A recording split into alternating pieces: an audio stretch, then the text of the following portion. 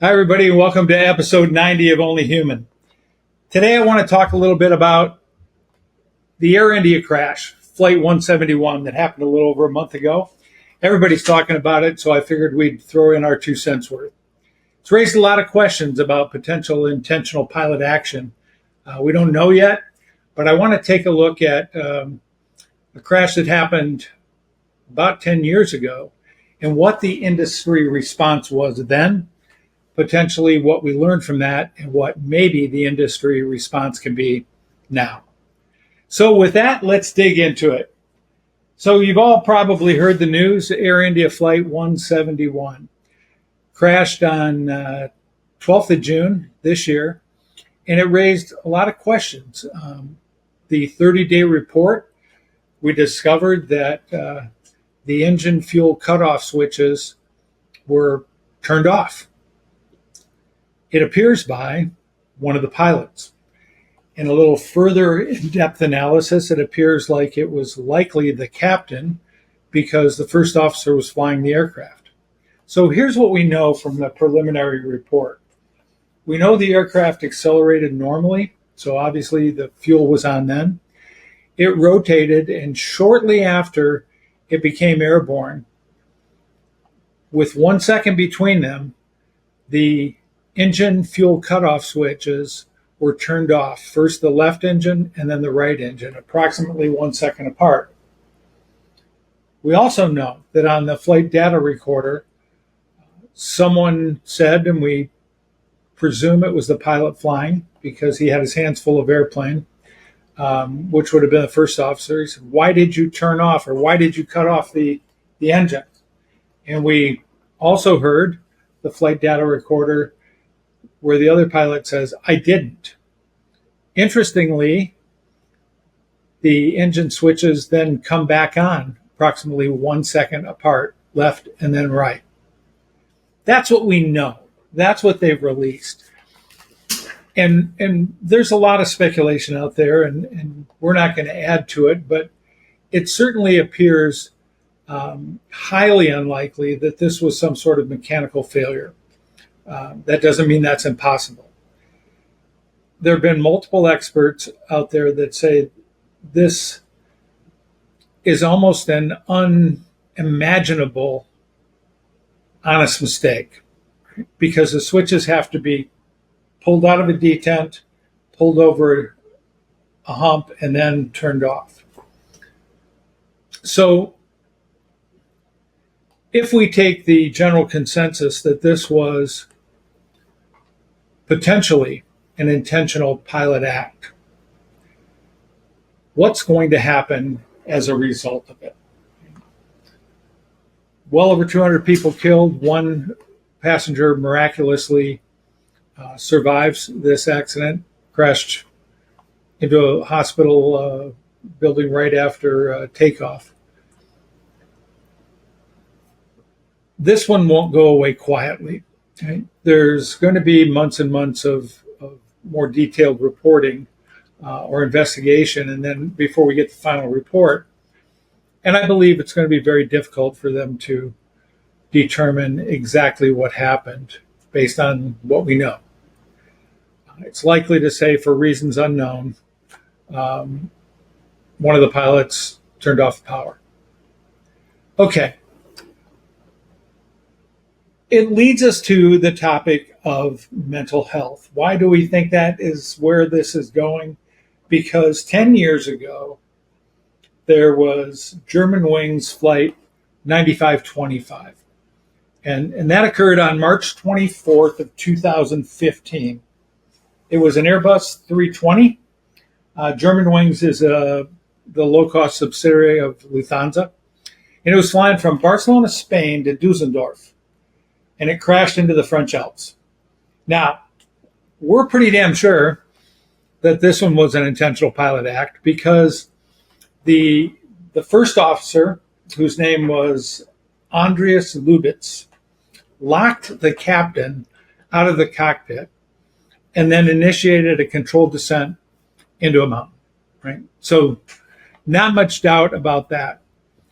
what I want to look at is what was the international regulatory response to that accident. And first of all, I think we call these things by the wrong name. They're often called pilot suicides. I believe they should be called pilot homicides because there's one person that causes it and hundreds of people that suffer from it, actually probably thousands if you include the families. So the Germanwings crash prompted significant international regulatory changes to address mental health.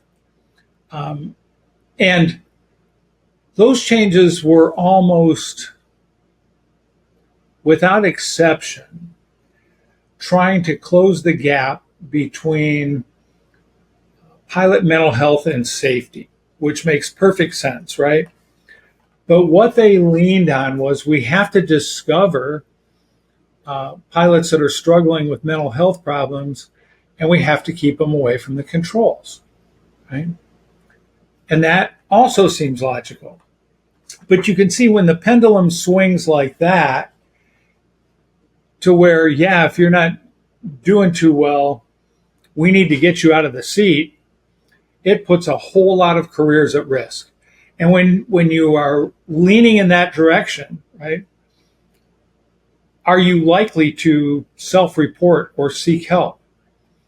And what we saw after Germanwings, with all these rules that were well intended, I mean, there were a lot of them. EASA, for example, the European Aviation Safety Agency, implemented the two-pilot or two-person rule in the cockpit. No single person was allowed to be behind those locked doors, right? So if the cabin stepped out, a flight attendant had to step in, right? This was in response to the first officer locking the captain out of the cockpit. And a lot of countries adopted this rule, Europe, Canada, Australia, and it was in place for a while. Some places it's still in place, other places it's gotten more relaxed. The U.S., the FAA already had a two-crew member cockpit policy in place, and this just reinforced something that we were already doing. The second thing that happened was around the world there became enhanced mental screening for pilots. Right? And if anything, this crash highlighted that we had deficiencies in self-reporting. Right? And so they tried to make it easier, right? Because Lubitz apparently had concealed his mental health issues, including a doctor's opinion that he was unfit for work. Right? So we wanted to get away from that, right? So the regulators now are telling the medical examiners, aviation medical examiners, that they don't have an option anymore. They have to report when they think a commercial or professional pilot might not be fit for duty because of mental health concerns. Now, where does that go? Now you've got to have a list of like, what mental health concerns are you talking about? And so slowly over time, all of these things that became disqualifying for pilots came into place, right? So sets of recommendations came out for improved mental health evaluations, better oversight of pilot psychological conditions, mandatory reporting mechanisms, right? Better training for medical examiners to be able to diagnose mental health risks. So it didn't stop there.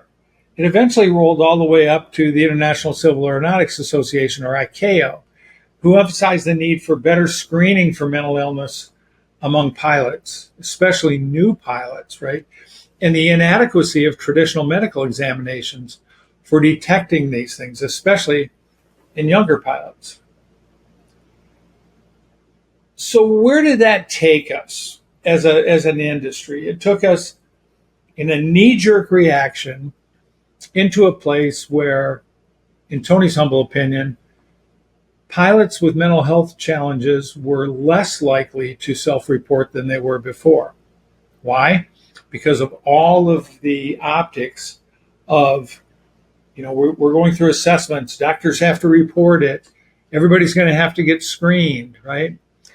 And even changes occurred to the medical confidentiality laws. Right? So, in an attempt to balance public safety with medical privacy, okay, there were organizations such as Civil Aviation Safety Bureau that suggested that medical secrecy requirements should consider public safety and allowing doctors to report serious concerns about a pilot's fitness to fly without violating patient confidentiality. So now you're treading into the private space between a professional pilot and his or her doctor. So in effect, I think the impact of Germanwings was to close the door on mental health assistance to a lot of people who probably could have accessed that and maybe would have accessed that if the risk wasn't appearing to be increasing that they'd lose their career, their certificate. So that lasted for a while until it began to become apparent to all of us that pilots, just like everybody else, need access to mental health support. And so the FAA and other agencies around the world have done a really, really fine job of loosening the screws a little bit and making it easier, even making some drugs that are now okay to take under a doctor's prescription that won't disqualify you, making it easier for a pilot to report and either stay in the cockpit or at least come back into the cockpit after a self-report. And we're moving in the right direction, right? Right up until Air India 171, when it looks like perhaps once again, some pilot potentially experiencing mental health issues decides to take a couple hundred passengers and crew members along with them. So everybody's kind of holding their breath right now. And me too, right? I think what we cannot allow our industry to do is take a step backwards. We obviously have to ensure public safety, but I think the best way to ensure public safety is to continue to open the door and reduce the stigma that currently exists for any aviation professional, but especially pilots, to seek the medical help that they need, be that physical or mental health. Here's the second thing, though, and I think we haven't quite triggered to this yet, and that is, to some extent, all of us, not just aviation professionals, but the whole damn world, is experiencing significant stress and trauma as a result of a whole host of things, economically, politically, whatever. Post-COVID, we've seen all the indicators of increasing mental health challenges. Many people call it an epidemic, and certainly aviation professionals are not immune from that. Okay. So if that's the case, and we begin to knee-jerk back toward we're going to have to evaluate people more frequently and more deeply, we're going to have to make sure that every medical examiner knows that they must report when they see or hear one of these things, we're going to end up with a whole bunch of closeted people that need help, could use help, and won't go out and get help, which is kind of where we're at right now, but we're moving in the right direction to open that door, right? So if Air India crash 171 is confirmed as intentional, right, you can expect enhanced mental health screening. You can expect perhaps even video recorders to be recommended to go in the cockpit.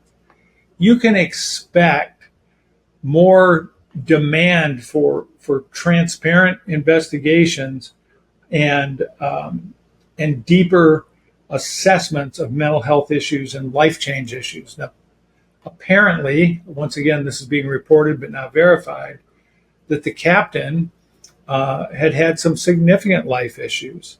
He'd lost one parent and was very close to losing a second one. Having gone through that myself, it's devastating.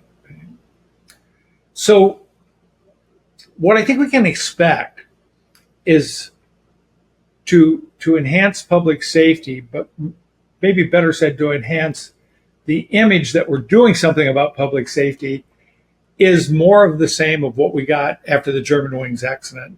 And in my humble opinion, that would be a tremendously big mistake, right? We need global coordination on this. And given the international scope of this investigation, we need to really focus on how we balance safety and operational feasibility. What I mean by operational feasibility is we've got to have enough pilots to fly these aircraft. And we've got to know that pilots are merely a subset of society in general. So if that's the case, we know a lot of pilots out there and mechanics and air traffic controllers and everybody else in the universe are suffering from things like anxiety and depression and maybe even suicidal thoughts, because the rest of society is. And aviation has always been viewed as one of the most high-stress jobs that you can have. So rather than close the door to help, we need to open the door for help. And I have a suggestion. And, I talk about my books way too much, but I wrote about this in Armored Night. I was just looking for a copy of it to hold up. And I call it a lesson from a rancher. Better said, probably a lesson from veterinary science. If one of my livestock gets sick, right, some sort of something, I don't pick that cow or horse up and take him to the vet. I don't even have the vet come out and individually treat that cow or horse, because I know the entire herd has been exposed. Right? What you do on a ranch with a herd is you treat everybody. They've all been exposed to the same stuff. So you assume that if one has it, perhaps everybody needs some support so that they don't get it. That's my approach in Armored Night, and it's the mental health approach that we have not yet triggered to in our industry. And that is that everyone that flies an airplane, that controls an aircraft, that turns a wrench on an aircraft in this high-stress industry needs to be given some support and training on what good behavioral health looks like, what good emotional health looks like, what good physical health looks like, and be encouraged and maybe even incentivized to become that holistically strong person that can withstand the things that come our way in life. And unless and until we do that, we are fighting a battle in the small corners of where the war should be fought, right? The few that actually need help right now because they're already past the threshold where it is becoming a safety issue, right? They're not sleeping, they're worried, they're having suicidal ideations or thoughts or dangerous thoughts. We absolutely have to reach those people. But there are thousands more who are close to that or are moving close to that. And there are hundreds of thousands more who someday might be. And if we can provide the strength, not the strength of will, but the strength of behavior, emotions, even spiritual health to these people, we can lift up the entire herd, if you will, not to demean, well, horses and cows are smart, demean the pilot community, but treat everyone as if they are impacted by the same things that are causing these extreme events. Right? Nothing punitive. Everybody gets it, so nobody's singled out. No stigma involved. So as we kind of look at this, and who knows a year from now when this investigation comes out, what we're going to actually discover. But for right now, it looks as if this is the direction we're heading. And as an industry, we have to be very, very careful, thoughtful, and proactive on how we address it. So thanks for joining us here on episode 90 or 91. I always forget. Seems like we've been doing this for a while. More and more often, we're going to focus in on single case studies like this and see what we can learn from them. And like always, keep getting better where you are with the resources at hand, and we will see you again next Tuesday.